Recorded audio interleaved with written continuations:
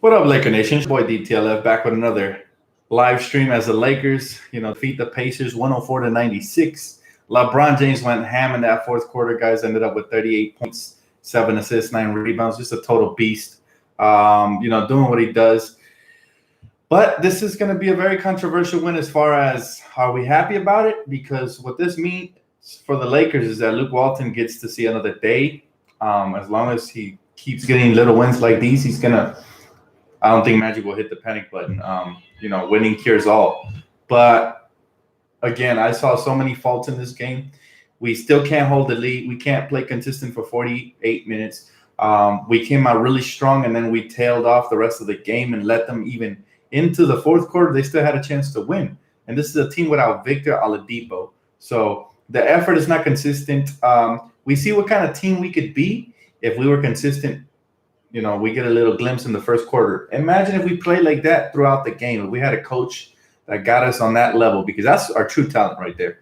We saw a glimpse of what we could really be, what kind of team we could really be in that first quarter. After that, the rest of the quarters were bad. Honestly, turnovers, missed free throws. Again, not communicating properly on the defensive end, even though JaVale was an absolute beast monster. But it took LeBron James to go off in that fourth quarter for us to win again. And the ironic thing is that that's exactly what Magic Johnson said we don't want to do to LeBron, right, is rely on him too much because then we're Cleveland again. So that's just, the frustrating part is that everything Magic Johnson has said we don't want to do happened tonight, right?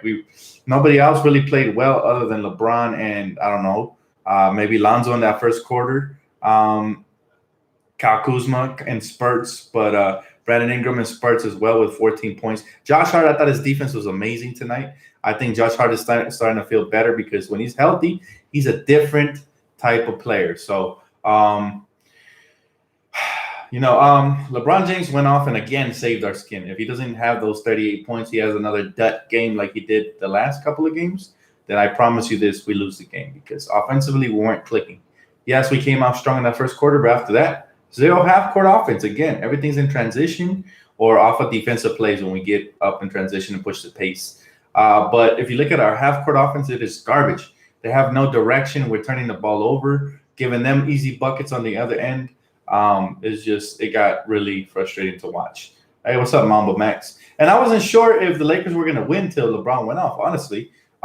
Indiana could have easily got momentum when they tied the game there late in the third, and they could have took off. But luckily for us, LeBron had another good game in store. And I still think LeBron is doing too much. He had like 4 bad possessions in that fourth, and then he started to pick it up. But we need to, spread the responsibilities equally. We need Brandon Ingram and Kuzma and Josh Hart and Lonzo handling the ball as much as LeBron. We need to spread it evenly. That way everybody can be in rhythm and not a lot of pressure falls on LeBron's shoulders. But we won. And again, this is the crazy part. We're winning, even though our half-court sets are atrocious, garbage. I didn't see much plays being called. Again, most of our scoring was, in fast breaks and transition. So that's the most impressive part. Or off of hard, tough isolation buckets from LeBron or Brandon, right? So that's what I'm saying, guys. Thank God for LeBron, because if not, trust me, we'd be below 500 right now. And that's not a knock on the young core. That's a knock on the coaching staff. So once again, Magic Johnson preached before the game started that, the Lakers didn't want to rely too much on LeBron because we'd become the next Cleveland. Well, I'm sorry, Magic, but that's exactly what we're looking like right now, that we keep dumping the ball down to LeBron in the fourth and just having him either settle for step backs or drive to the bucket.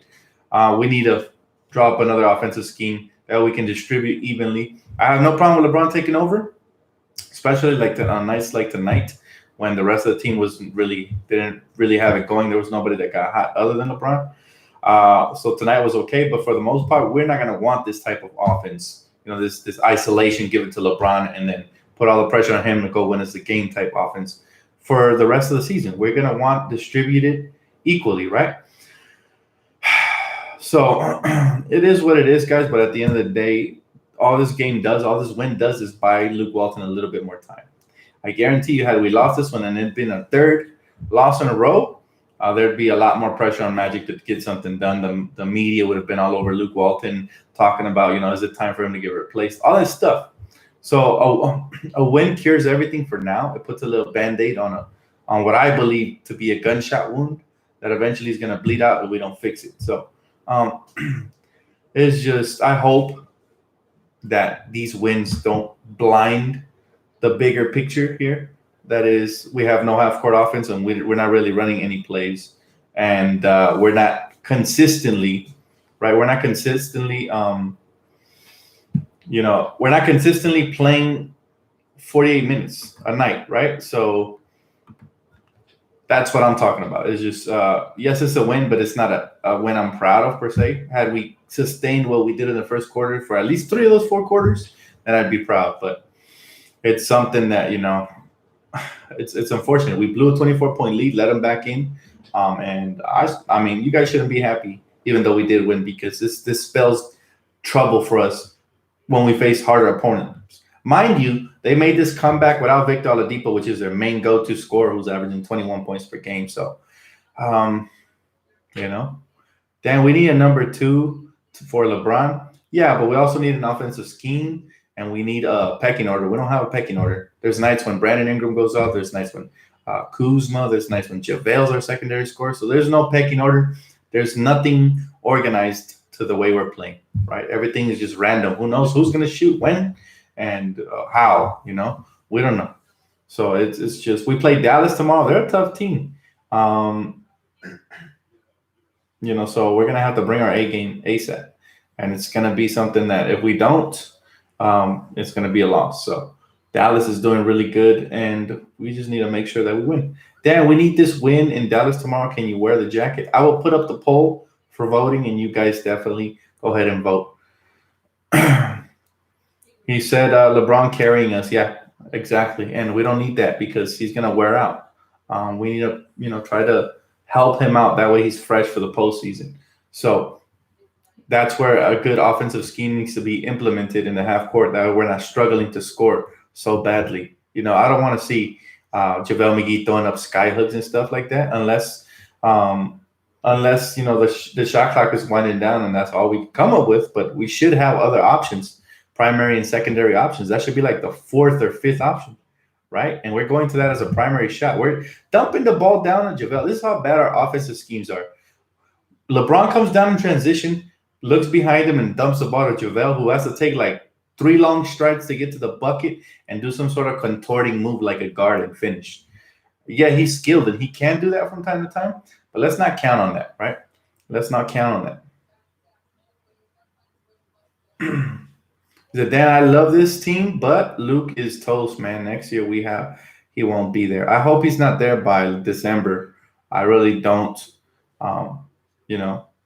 Bench BI for Hart, offense unlocked. Actually, today was the first good offensive game by Josh Hart because he's been injured. So I'm glad that he's finally contributing. Oh, and by the way, Michael Beasley made a nice little appearance, and he pretty much he balled out tonight for us. So I'm happy to get some sort of a bench production because we weren't getting nothing since Rondo's been out. So, hey, Endo 420, thanks, brother, for the donation, man. Appreciate you.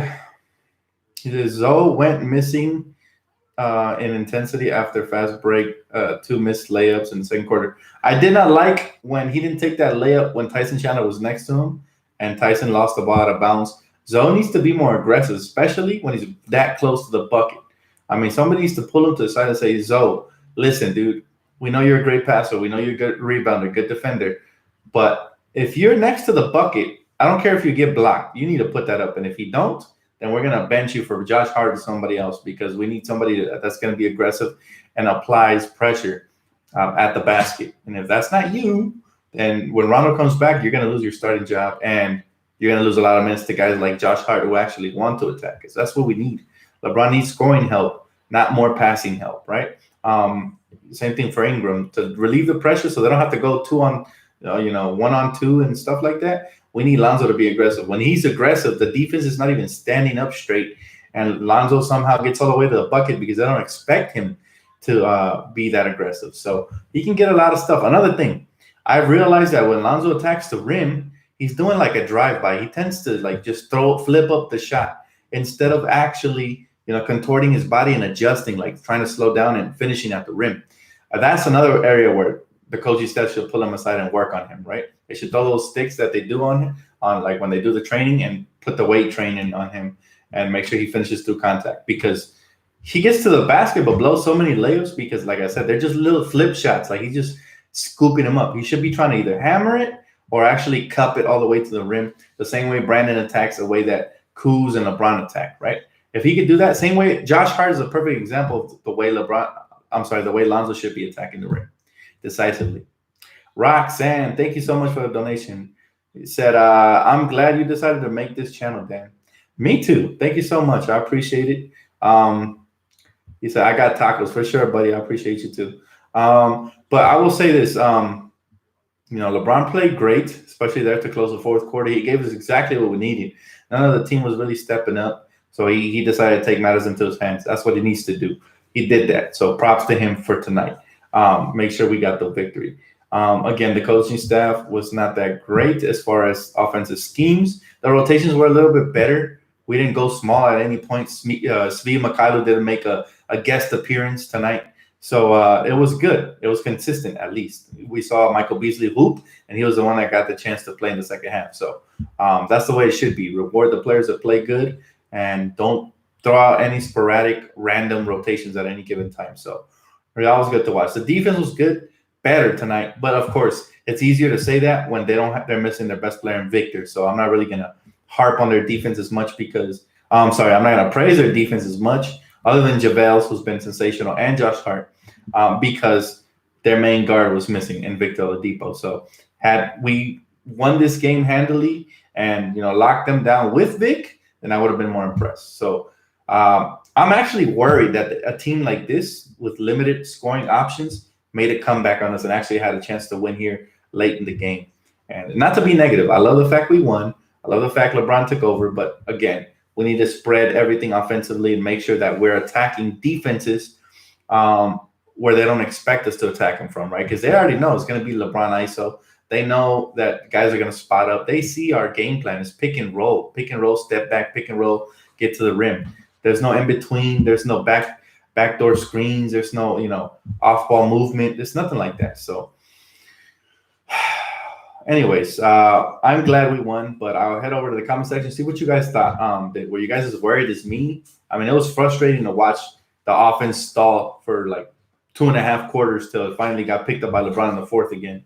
I don't know about you guys, but I don't like when we get a 24-point lead and then we just squander it away with no repercussions from the coaching staff, no changes in the lineup, no sort of punishment to get them to play with that sense of urgency again. I don't know. Dan, Mo could be our Sabonis. We'll see. Haven't seen Mo Wagner play yet, man. I'm still waiting. The offense is garbage. And the half court, I have to agree, man. We basically have a non-existent offense. You can see teams like the Clippers, who actually, I haven't seen any games of them, but I've seen highlights where, they don't have that much talent, but they have a lot of movement. So there's better coaching right now in their part, right? As much as I hate to say it. Luke should play the rookies more. I agree, and thanks for the donation, bro. I agree. Why not? But if you're going to play them early so that they can catch a rhythm. I've always said that. We held them under 100. We're set.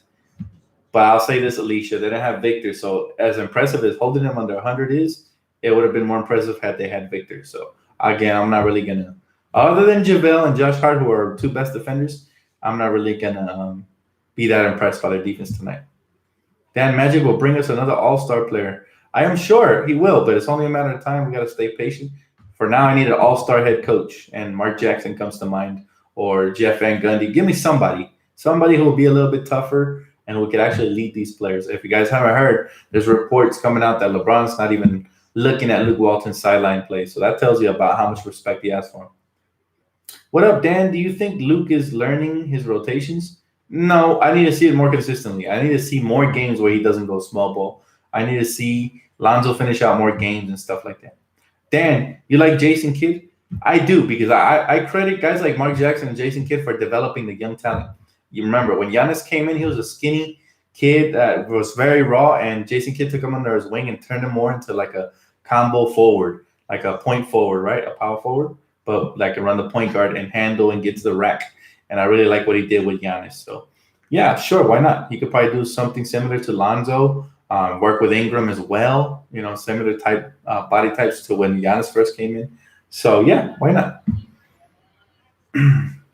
Dan, you can take your wife to a nice dinner at Arby's now, brother. Nice, definitely, man. I'll take her wherever she pleases. He said All Stars don't want to play with Bron. We know this. Not really. Honestly, those are just rumors. Uh, If you guys remember, in Cleveland, hell of All Stars wanted to play with LeBron. That's why they got guys to come there all the time. Not just All Stars, but good key role players as well. Were taking pay cuts to sign there. In Miami, same thing. Chris Bosh, Dwayne Wade went. They wanted to play with LeBron. So it's not that they don't want to play with LeBron. I'll say this: the only All Stars that don't want to play with LeBron don't care about winning because they just want to shine and they want to get their paycheck. So I'll say this, man. Um, I'll say this: whoever doesn't want to play with LeBron, it's not for. It's not because LeBron's not talented or because he's not a good leader or because he's not, a great basketball player. It's simply because what? Because they want all the shine. Jimmy Butler type players, potentially Kawhi Leonard. I don't know where his mindset is, so I'm just gonna wait to see who comes up here, man. So people think All Stars don't want to play with Bron, but no, the team just didn't have money to sign All Stars. We do. That's another good point. Cleveland was already capped out, so that's another good point. It's not completely to. I'm sorry. Let me read that one by Kylo Ren here. Oh, did I lose the comment? Did I lose the comment? Okay. It's not completely true that we don't have movement on offense.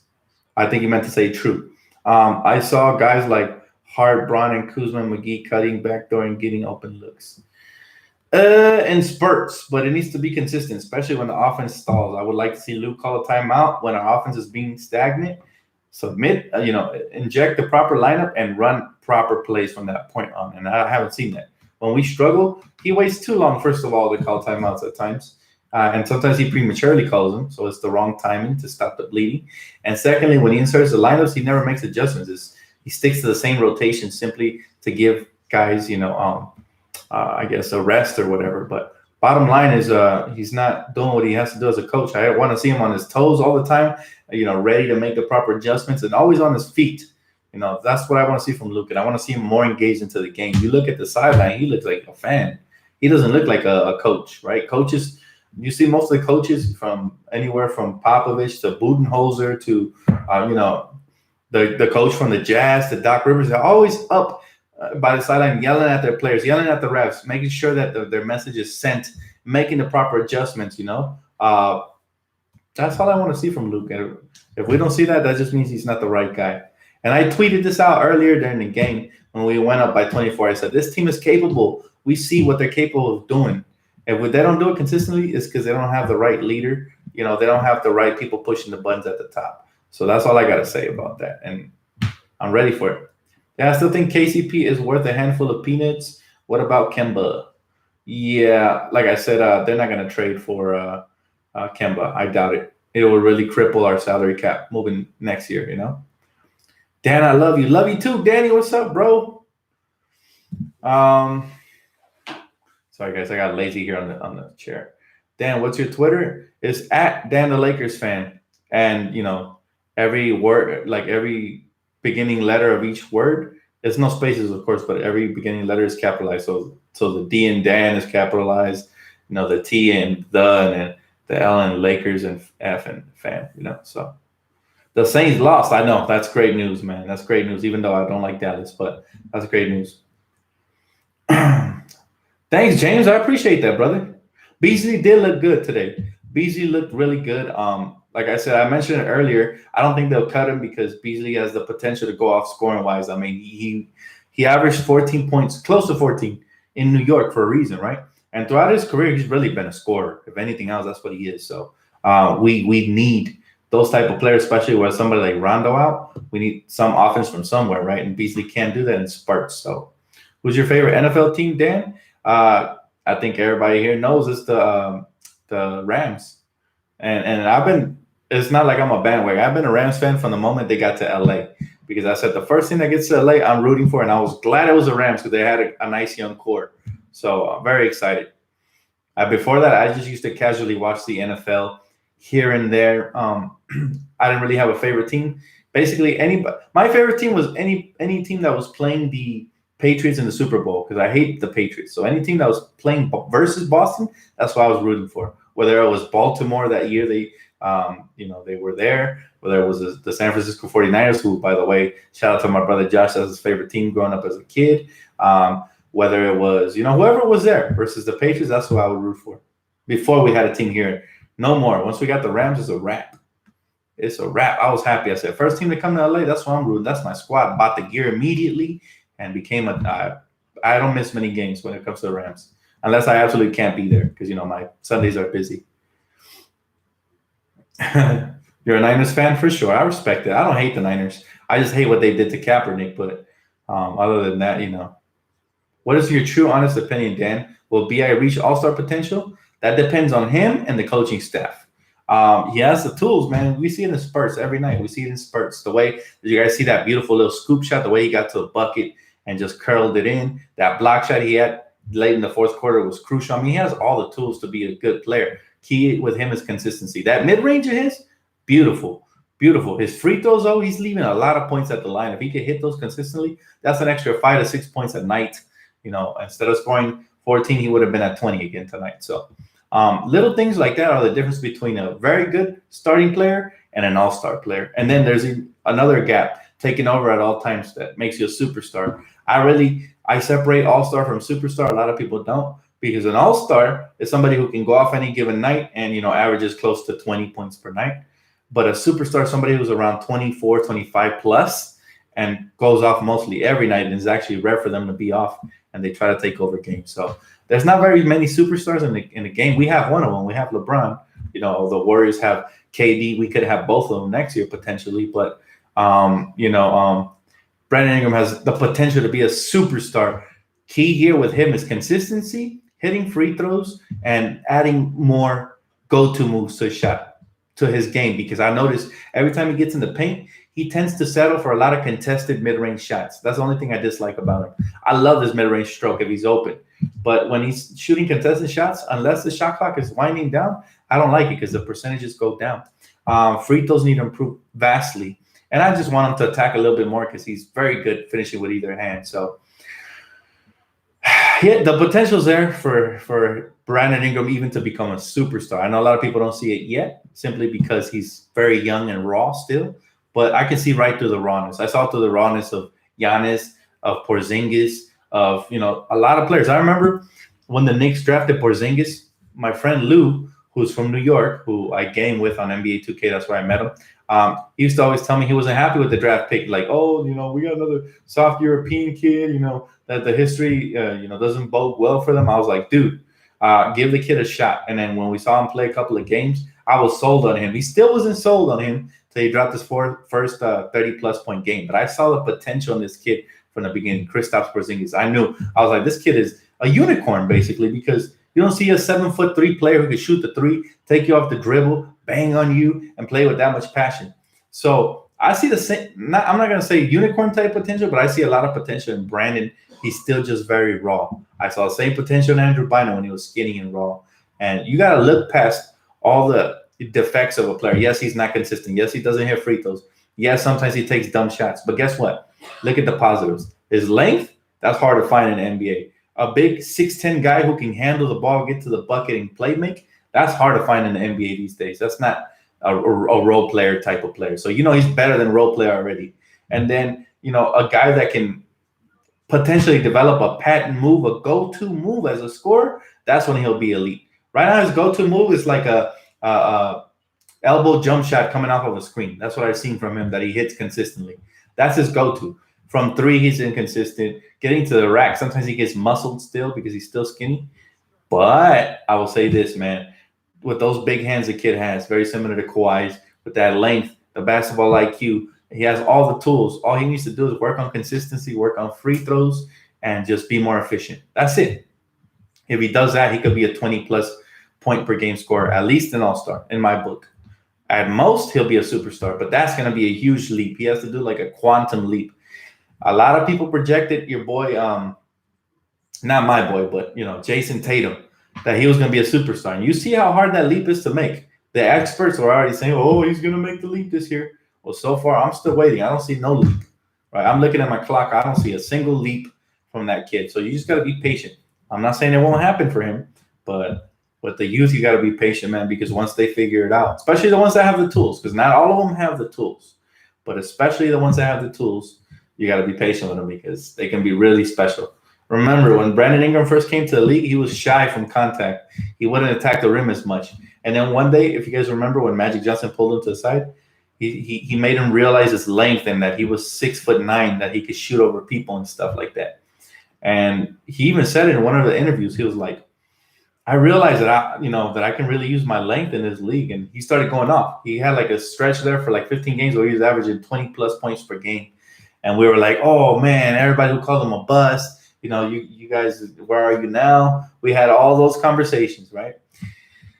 And he's still doing that, except now that LeBron's here, he's taking more of the shine. All right. LeBron is going to be the main guy the offense gets run through. So the young guys are taking a bit of a back seat, but that's okay because once they learn to coexist with each other, this guy's going to take that leap, in my opinion. That's the only thing holding him back right now is that there's a big star shining brighter than them right now. And they have to learn how to work around that star and become their own shining star, right? So if you get my metaphor, what I mean to say is that you guys saw the charts, right? When LeBron's on the floor, I thought, 48 minutes or whatever, Brandon Ingram averages around 14 points or something like that, 12 points.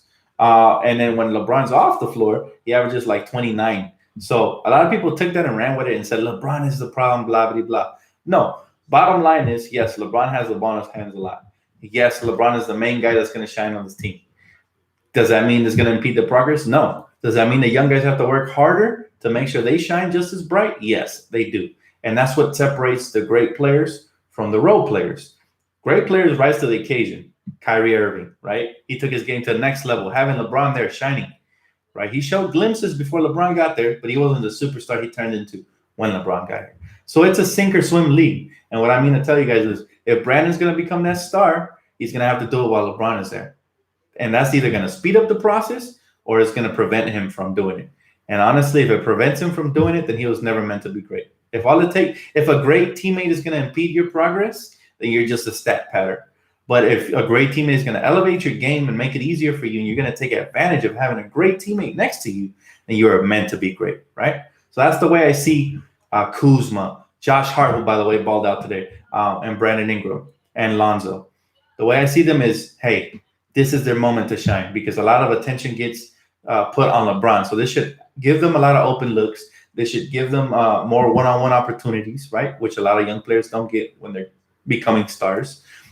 Because the scouting report gets out on you. Remember last year when Kuzma was going off? Once that scouting report went out on him, he kind of hit a wall for a little bit. But that's because we didn't have a LeBron-type player. This year, if Kuzma goes off again, guess what? He won't be hitting a wall. He'll actually keep ascending because LeBron is there. Now, if you double-team Kuz, now LeBron's open. So you got two problems in your hands. You understand? So it takes, I dissect the game piece by piece. And I always see the bigger picture. And that's why when people say trade Brandon Ingram, I say they're crazy. You trade Brandon Ingram and he shines elsewhere, you're going to be hitting yourself in the head with a rock. Don't do that, Laker Nation. Don't trade Brandon Ingram because he had 1 or 2 bad games. Or even 3 or 4 or 5. Doesn't matter. Keep the talent. Keep the young core together. Add to that. Add to that. Continue adding to it. And one day when he pans out and he becomes special, you're going to look back and say, wow, boy, was I crazy for wanting to trade Brandon Ingram. Boy, was I crazy for wanting to trade Kyle Kuzma or Lonzo or Josh Hart or whatever the case may be, right? So you just got to be patient with these kids. He's only 21, right? They're all in their early 20s. Give them a little time. You will see. It'll be worth it. Dan, I'm with you. There are a lot of bipolar Fairweather fans here or trolls. Most of them are trolls. I doubt they're fans. They're fans. Real fans stick by their squad no matter what. Even when we sucked, when we had that 17-game win season, when Kobe, won the last game, the final game versus Utah, even then we were sticking by them. The real fans stick by their team. They never say, oh, the Lakers suck, I'm going to tune out, or I'm going to become a Warrior fan or whatever. Real fans don't say that, right? Real fans say, yeah, we struggle, but you know what? Where's the silver lining? Silver lining is we might get a draft pick, We might add to this team. At the time it was D'Angelo Russell. D'Angelo Russell's future was looking bright at the time, so we would talk about him. You got to stay optimistic if you're a real fan. Pessimistic fans end up quitting and they go cheer for another team that's easier for them, right? It's like the shortcut. If you do that, go for it. But this is not the team for you. This team right here has done so much for its fans in the city and the world and everybody who follows them that they deserve our patience. And we got to be patient because we know they're going to rise again. And you don't want to look ridiculous when you're wearing your Warriors jersey and all of a sudden the Lakers are ascending and the Warriors are descending and all of a sudden you want to switch back and we're like, no, stay over there. We don't want you no more. You're going to feel dumb and rejected. So why not just stay here with the greatest franchise on earth, knowing that we're eventually going to rise. We're going to get back to the promised land. And, everybody who's hating right now is going to be hating even more when we're succeeding. So. Hi, Kevin King says, B.I.'s biggest issue is getting his man body and having more confidence in his three ball. Those are two big issues, but his free throws, man, they take away like 6 points per game from him because he gets to the line often. Count how many times Brandon Ingram gets to the line and then look at how many points he leaves in the line. So that's all I'm saying.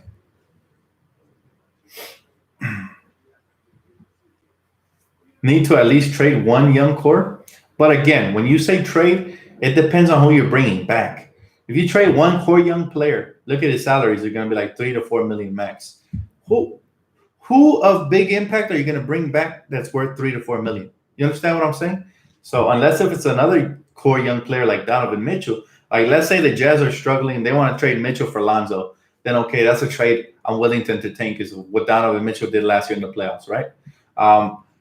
Would I be willing to trade for a lottery pick?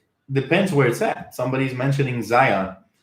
Do you really think that if somebody has a chance to draft Zion Williamson, they're going to give that up for a Kuz or a Lonzo? Or, they might do it for Brandon. But again, I don't want to give up Brandon at all, or any of those other two players. But I don't think whoever has a chance to draft Zion Williamson is going to flip him for Lonzo or for Josh Hart, So you see what I'm saying? Like, let's be realistic about the trades. What can you realistically get? Let's say you guys want to trade Lonzo, per se. I truly don't, but let's say you guys do, or, metaphorically speaking.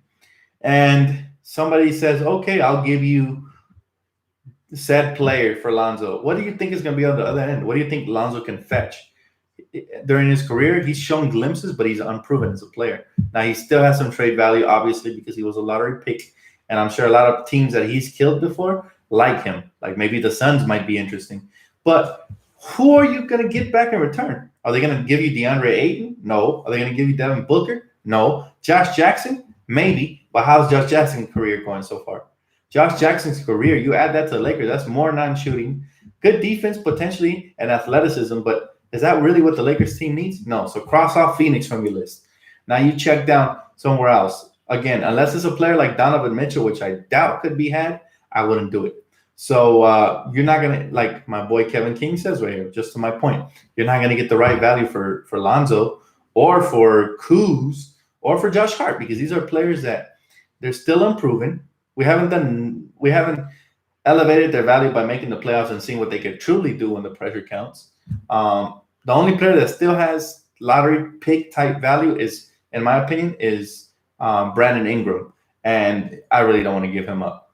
I wouldn't give him up for Donovan Mitchell as much as I like Donovan Mitchell. I wouldn't give him up for Ben Simmons even. As good as Ben Simmons is, I would not trade Brandon Ingram. He's a much better face-up guy. He's a much better individual scorer. And again, we'd have something repetitive in Simmons that we already have with LeBron and Lonzo. So you understand, like it's very hard to find the right value for your young core pieces. Now, again, I've mentioned this over and over.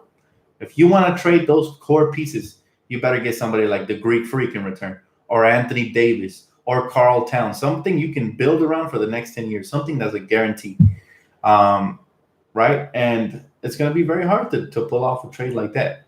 The perfect scenario would be if you guys really want to give up on the core right now, which I don't.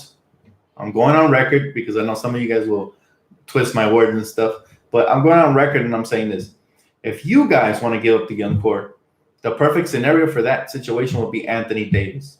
Let's say the Pelicans go on like a 5 to 6 game losing streak. Anthony Davis requests a trade, and then he makes his list of teams like they always do. And the Lakers are at the top of the list. And, we don't have too much competition on that list. Now the Lakers are like, okay, what kind of package could I put together? So first player you got to add is KCP just to match salaries because he's up there with the 18 mil a year, right?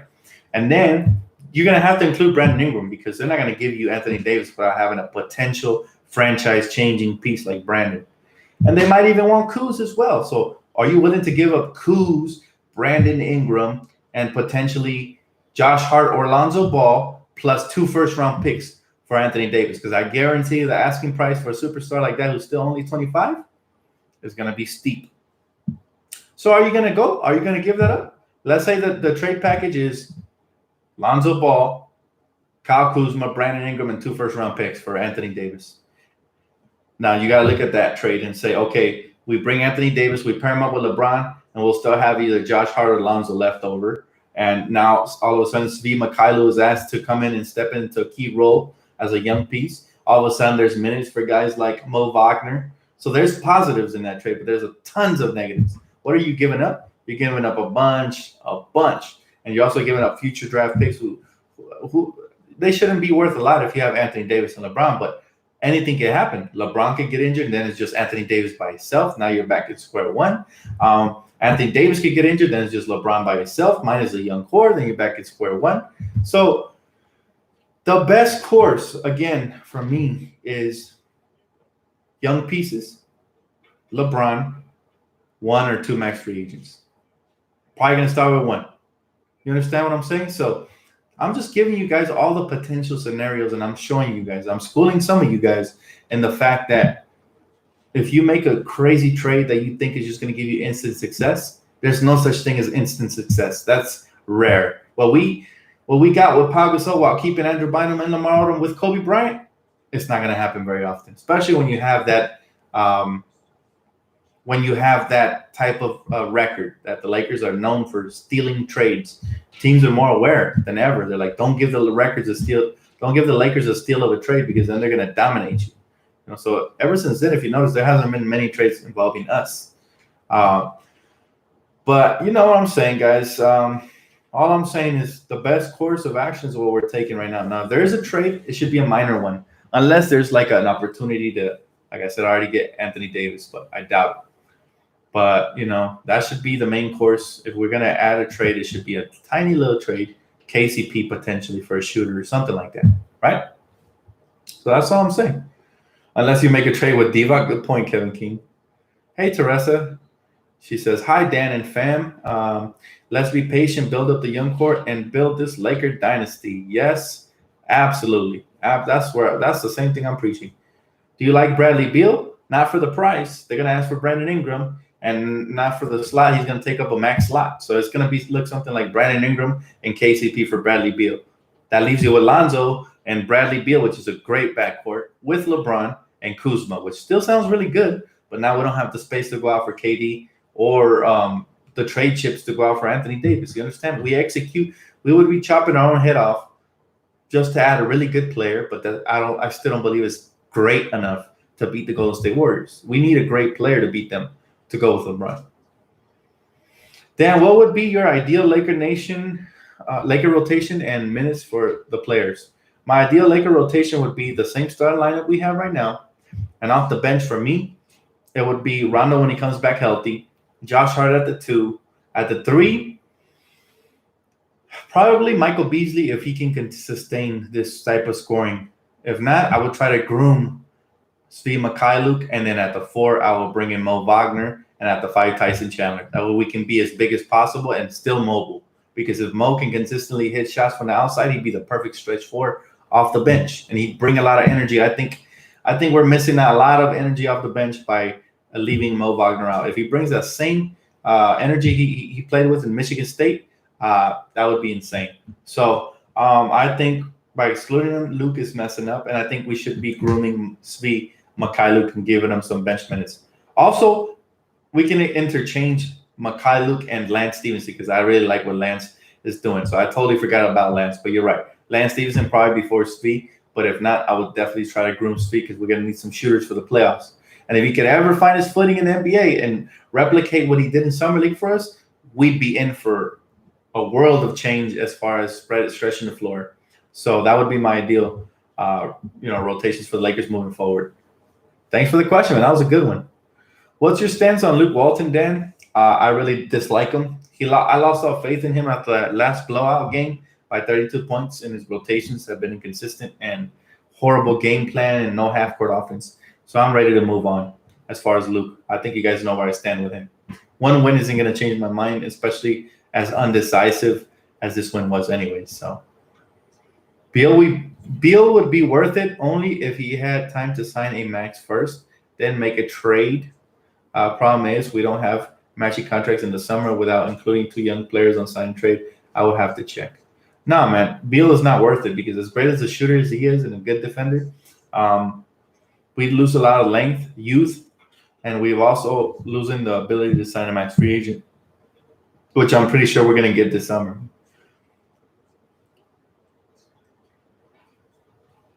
Why we want Beal? No defense. We still won't win. He's an okay defender. He's underrated. So you really like Luke is what you are saying? LOL. Yeah, man. Sarcastically. Anyways, that's going to wrap it up for me, guys. I have work tomorrow. Thank you guys for tuning in. Again, let's see what happens tomorrow. We face off. What do we play tomorrow? Let me double check that real quick. I had it in the back of my mind, but I totally blanked out just now. Let me see. Who do we play? Oh, my computer froze. Okay, never mind. We play the Mavericks tomorrow. So that should be an interesting game. They have athletes. They have shooters. They have pretty much what is our weakness. So we're gonna have to step up and really come bring it, man. We're gonna have to bring it, and hopefully the rotations are on point tomorrow. But we'll see, anyways, guys. That's gonna wrap it up for me. Leave a comment, like, subscribe, and I'll catch you guys tomorrow. Peace out, guys.